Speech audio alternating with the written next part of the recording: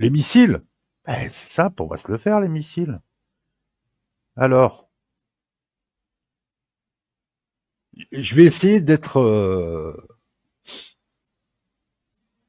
de finir mes phrases et de me faire comprendre. C'est de la logique. T'as même pas besoin d'être expert en géopolitique.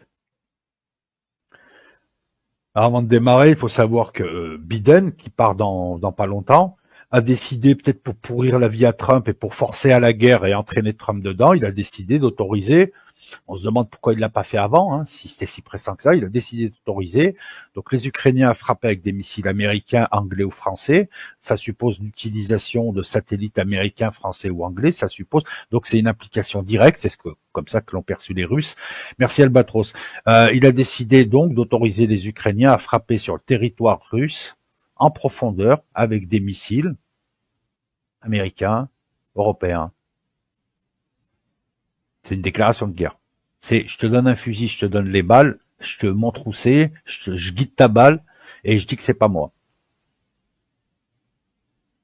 Donc là, depuis 2 jours, hier, il me semble, ou avant-hier, il l'a autorisé. Alors qui part? Alors comment je vais t'amener ça? Si, je vais t'amener ça avec lui. Je vous demande un instant. Il est où le mec? On a le général Vincent Desportes, hein, qui est un otanien. Hein. Ah ben voilà, tiens, il est là, Vincent Desportes. Mais bon, qu'est-ce qu'il dit? L'affaire est jouée. C'est général officiel, hein, le mec. L'affaire est jouée, il faut la terminer le mieux possible. Il parle de la guerre en Ukraine. Alors, attendez, est-ce que vous voyez? Ouais, super. Le général Vincent Desportes estime dimanche sur France Info. France Info, hein, la voix de son maître. Donc c'est officiel, c'est mainstream, c'est leurs journaux qui te disent ça. Qu'est-ce qu'il te dit? Que les négociations de paix doivent désormais être conduites correctement. Tiens, alors encore une fois, on parle de négociations. Ils ont un problème avec les négociations, ces gens. Voilà. Si un pays, je vous laisserai. Les destins des Ukrainiens ne leur appartient plus depuis longtemps. C'est ce qu'on dit. Il est temps que les pays européens admettent qu'effectivement le Donbass ne peut pas être reconquis. Il faut absolument être fort au moment où nous allons entrer à la table des négociations. Principe de réalité. Il dit pas que des conneries, il a raison. Il a raison. Partir sur une base réaliste au lieu de croire que l'Ukraine allait gagner la guerre, parce que t'en as qui y croient encore, et commencer à se dire putain, il y a le feu à la maison, comment on va essayer de sauver quelques meubles. Elles partiront des positions acquises sur le terrain et des positions de force psychologique qu'auront les intervenants. Il a la main là. Ce n'est pas une affaire. Alors attendez, moi ce qui m'intéresse, c'est que ce qui dit un truc intéressant. Ce ne sont pas les armes occidentales qui vont défendre l'Ukraine, ni les soldats ukrainiens. L'Ukraine, c'est 28 millions d'habitants contre un pays de 130 millions d'habitants qui va encore chercher des troupes en Corée du Nord, rappelle-t-il.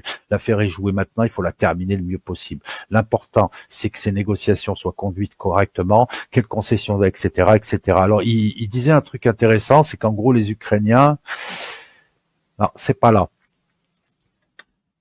Vous allez comprendre. Donc là, vous avez lui, vous avez France Info, vous avez tout un tas de gens, il vous suffit d'aller vérifier, qui étaient pro-ukrainiens, qui se rendent compte maintenant que la guerre est injouable. La guerre est perdue. C'est injouable. Alors attendez, j'ai pas fini. Pour être complet.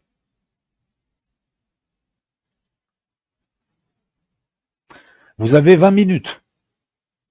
Alors, s'il y a parmi vous des gens, des âmes sensibles, mettez-vous sur le côté, s'il vous plaît, messieurs, dames, parce que là, vous allez avoir un choc. Ouais. Vous allez voir un journal grand public faire du journalisme. Alors méfiez-vous, s'il y a des cardiaques parmi vous, hein, je préfère vous avertir avant. Vous allez voir un exercice journalistique. Puis vous allez aussi reconnaître ce qu'on dit depuis des années, et bon, on se fait traiter de complotiste et de gros con, mais vous allez le voir aussi. Alors, la guerre en Ukraine, j'en suis où? Tu es où? Tu es là. 20 minutes, hein. C'est pas la Pravda. Non, parce que ils te disent ce que nous constatons depuis un certain temps, depuis très longtemps, depuis le début. Donc, corollaire à tout ça, tous les connards qui nous ont raconté de la merde depuis des mois, pourquoi ils continuent à exercer en tant qu'experts, experts picouse, experts économie, ils sont experts en tout, experts en philosophie, ils sont experts en tout. Ils sont encore là, ces gens. À un moment donné, il faut tirer des enseignements de ce qu'on voit et dire, putain, les mecs, ils racontent de la merde, barrez-vous. C'est ce qui se passe aux USA où les gens se désabonnent, les gens se cassent en disant aux démocrates, attends, je suis démocrate, mais tu m'as baratiné, t'es un connard. Voilà. Revenons à l'article et vous allez voir où je veux en venir encore une fois. Donc, général Vincent Desportes, il te dit, il le dit pas comme ça, mais bon, il le pense, c'est niqué. Comme Athéna. Athéna niquait la déesse. Hein. Il n'y a rien de vulgaire dans ce que je dis. Essaye d'y croire. Guerre en Ukraine, on a assisté au dernier spasme. Ah, carrément, spasme. Tu sais que les mots sont importants pour eux. Tu sais que les titres, surtout en gros comme ça, c'est fait pour manipuler un peu. Enfin, en tout cas, c'est là où ils balancent le truc. Donc, le mec, il parle de spasme. À la limite, j'ai cru que j'étais dans un film de boule. Non, mais si. Les forces ukrainiennes. Je me suis dit, ils font quoi dans les tranchées? Alors que le conflit dépasse 1000 jours, l'état des forces militaires est très défavorable aux Ukrainiens. Hein. Titelman, Trinquant, tous ces gens qui nous font croire que les Russes, là, ils sont à l'agonie. L'Ukraine a épuisé ses meilleures troupes et le moral est en berne. Alors que les désertions sont en hausse. C'est 20 minutes qui dit ça. Pourquoi ce changement éditorial? Parce que c'est plié.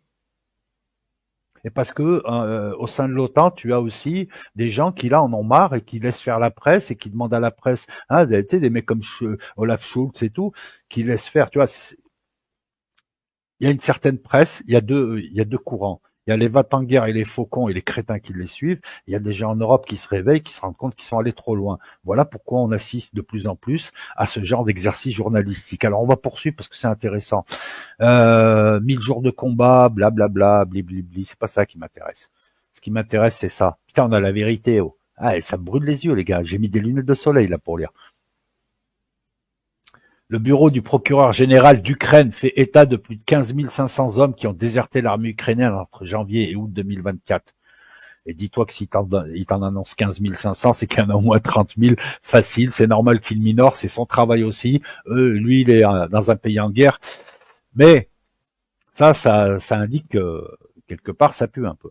Ils ont déserté. 5 fois plus qu'en 2022. C'est plus le 5 fois plus qui est intéressant que le 15 500. Parce que le 15 500, si tu mets 30 000, ça veut dire, voilà, c'est les proportions qui sont intéressantes et le sens. Et près de 2 fois plus qu'en 2023, date à laquelle 7800 déserteurs avaient été comptabilisés. Pourquoi ils se barrent, ces gens? Parce qu'ils savent qu'ils vont mourir. Je lisais tout à l'heure, le type, il disait que quand tu reçois ton ordre de mobilisation, c'est un avis de décès. On poursuit. On a toujours considéré que parce que l'Ukraine était soutenue par l'Occident, elle allait l'emporter, note Yves Boyer, chercheur à la Fondation pour la recherche stratégique et membre du think tank The Alfem Group. Et désormais, avec bizarre sa phrase, chercheur pour la Fondation pour la recherche stratégique. Bref. Le réel est désormais, pour ce spécialiste du conflit, le réalisme prévaut. Ah, nous, on y était déjà. Il paraît évident que l'Ukraine ne pourra pas reprendre le terrain cédé. On a assisté au dernier spasme des forces ukrainiennes avec l'offensive de juillet, celle sur la mer d'Azov qui a été un échec, et avec l'incursion de Koursk, qui a été vraiment une débilité, mais encore une fois, j'ai du mal à capter, quoi. Une débilité sans nom. Le mec, il a fait tapis sur une merde, quoi.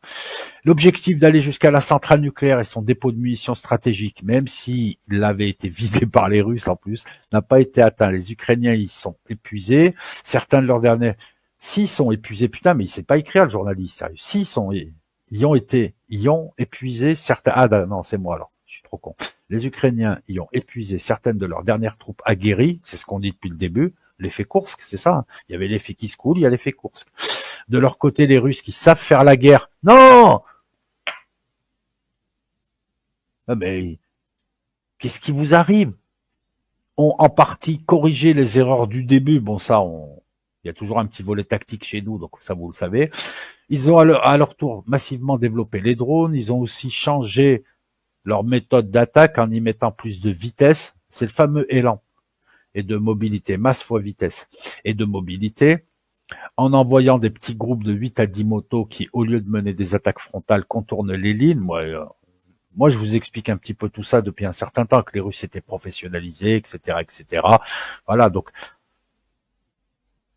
tous les gens qui ont raconté l'inverse là ces derniers temps, hein, on doit en penser quoi?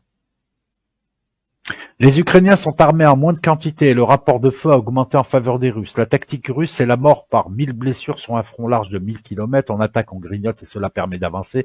Bientôt, ils auront le contrôle de la totalité du Donbass. Kourakovier, Pobrovsk vont tomber dans les semaines qui viennent. La situation est très défavorable à l'Ukraine. C'est le spécialiste sur 20 minutes. Ce qui ne veut pas dire que les Russes n'ont pas de pertes. Bien sûr qu'ils en ont des pertes, ils sont à l'attaque, mais ils n'ont pas 2000 morts par jour, c'est de la merde, c'est n'importe quoi. Vu comme ils attaquent, ils n'ont pas 2000 morts par jour. Voilà, je pense qu'ils ont moins de morts que les Ukrainiens. Bref, les forces ukrainiennes les mieux entraînées ont été laminées après plus de 2 ans de guerre.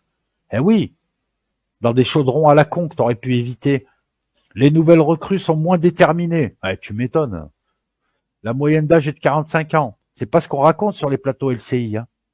C'est pas ce que raconte Titelman, Trinquant, tout ça. Donc c'est des menteurs, ces mecs. Ou alors c'est des incompétents, pire.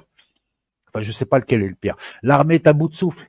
Cette fatigue a pu être masquée par l'extraordinaire leadership ukrainien et sa capacité à enjoliver les choses. Ce qu'on vous dit depuis des mois. Alors maintenant, ça paraît évident à ceux qui nous critiquaient. Mais il fait le constat de ce que nous constatons nous, c'est-à-dire vous, moi, les autres chaînes, les autres gens sur les autres chaînes, tous ceux qui prennent le temps de se renseigner, hein, c'est ça, nous. À quoi sert la presse? Quand ils perdent du terrain, ils arrivent à mettre en avant certains de leurs petits succès.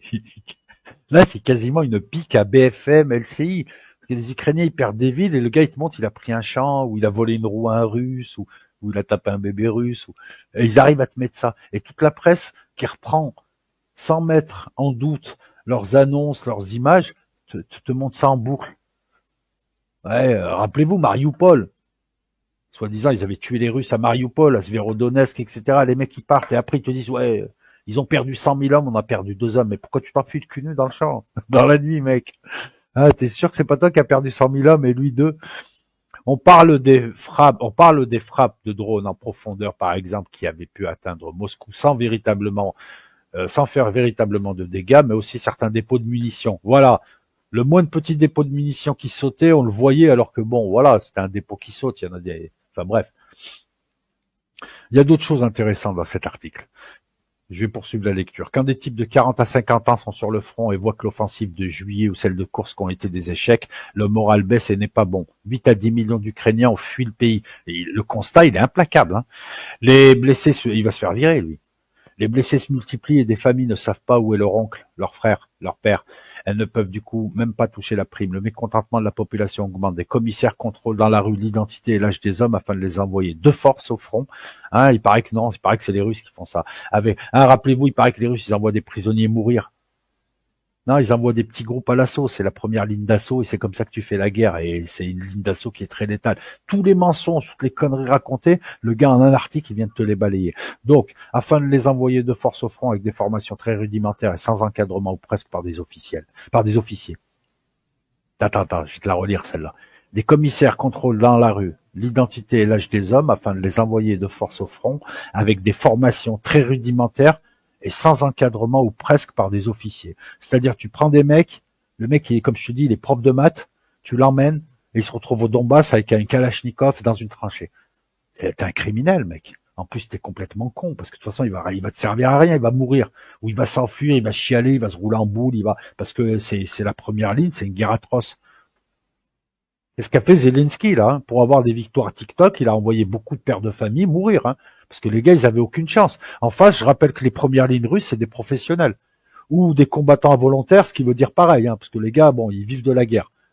Donc, quand t'envoies le mec, il est prof de français à Kiev, tu l'envoies, qu'est-ce que tu veux qu'il fasse? Mais même avec, les mecs qui rentrent dans la tranchée, ils le finissent à la baïonnette. Les gars en face, ils tuent comme toi, tu bois des cafés.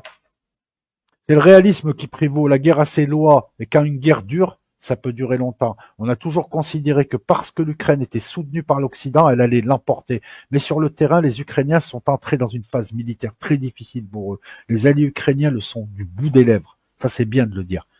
Parce que les Ukrainiens, ils se sont surtout fait, excusez-moi du terme, baisés par leurs pseudo-amis qui les ont envoyés à la guerre et aujourd'hui leur reprochent de faire cette guerre et de pas la gagner alors qu'elle est ingagnable depuis le début. Elle est là, l'hypocrisie. Peut-être que leur ennemi, c'est les Russes, mais ils n'ont pas que pour seul ennemi les Russes. Même si argent et armement sont conséquents, mais c'est un peu comme donner une tape dans le dos à quelqu'un qu'on regarde aller au front. Pour la Crimée, c'est plié depuis longtemps. Pour le reste, les Russes ne vont pas accepter de se retirer alors qu'ils ont subi de lourdes pertes. C'est ce qu'on dit tous, c'est évident. Et si les États-Unis s'en mêlent, cela devient beaucoup plus complexe. Les négociations seront plus larges et dépasseront l'Ukraine, en portant par exemple sur des enjeux de la sécurité européenne ou les traités d'armes stratégiques. L'Ukraine restera un sujet essentiel, mais elle sera prise dans un ensemble bien plus important. Et là, c'est important ce qu'il dit. Quand vos protecteurs ont d'autres agendas que le vôtre, vous restez une pièce parmi d'autres sur l'échiquier d'un rapport de force économique, diplomatique, militaire. En gros, c'est pas tes amis, ils se sont servis de toi et aujourd'hui tu les intéresses pas. Aujourd'hui, c'est Israël, c'est d'autres fronts. Ils vont aller, ils vont flatter des gens, ils vont magouiller et toi, ils en ont plus rien à foutre de toi. D'ailleurs, ils te le font comprendre en disant d'arrêter la guerre alors qu'aujourd'hui, la négociation, elle est compliquée pour l'Ukraine. Ils n'ont rien sur quoi peser. Alors, on finit juste l'article. Un écroulement du front ukrainien est-il à craindre? Même si le front s'écroulait, je ne pense pas que les Russes iront du jour au lendemain à Odessa. Non, pardon, à Kiev. Non, j'arrête. Excuse-moi, le matros. À Kiev. Parce que voilà, c'est pour ça aussi que les Russes, ils font pas, je vous l'ai dit, de grandes percées. Ça suppose une logistique qu'ils n'ont pas ou qu'ils ne veulent pas mettre.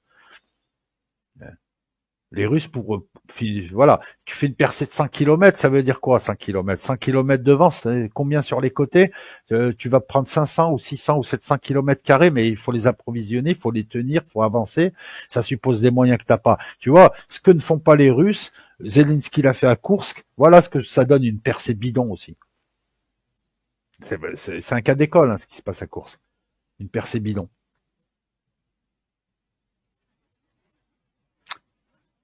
Et puis à la fin, ce qui pourrait se passer en revanche, c'est un changement politique à Kiev avec le départ de Volodymyr Zelensky qui a suspendu les élections et son remplacement par Valery Zaloujny qui, lui, peut parler aux Russes. Là où Volodymyr Zelensky assure qu'il ne négociera jamais avec Vladimir Poutine. Car à Washington, on peut finir par s'agacer de ces gens qui ne veulent pas négocier. Et vous remarquerez qu'en début de semaine, Zelensky parlait de la bombe atomique. Alors, Zelensky, lui, te dit, je vais faire une bombe atomique. C'est audacieux. Et quand c'est les Iraniens, c'est pas pareil. C'est jamais pareil. Voilà. Donc, il avait parlé de bombe atomique et puis, bizarrement, depuis 2 jours, il parle de je veux faire la paix en 2025. T'as reçu un coup de téléphone de Trump? Qu'est-ce qui se passe? Et donc, on était parti des missiles longue portée, les amis, mais je veux vous la faire bien. On était parti des missiles longue portée que Biden autorise maintenant sur le territoire russe. Et ma question, c'est lorsque tu sais que la guerre est foutue, lorsque tu sais que tout est plié, lorsque tu sais que parce qu'à la limite, pourquoi t'as pas envoyé des missiles avant? Enfin, pourquoi t'as pas autorisé avant que ce soit autant plié? Pourquoi, si t'avais voulu aider, pourquoi t'as pas envoyé plus de matos encore? Pourquoi aujourd'hui t'autorises ça? La guerre elle est pliée, ça va pas changer le cours du truc, ça t'amène aucun avantage. En tout cas, aucun que tu prétends défendre Biden. Par contre, on vient de monter d'un cran puisque les Russes ont dit qu'ils allaient répondre. Qu'ils avaient une réponse appropriée. Poutine vient de l'expliquer, que c'était des armes américaines et des satellites américains.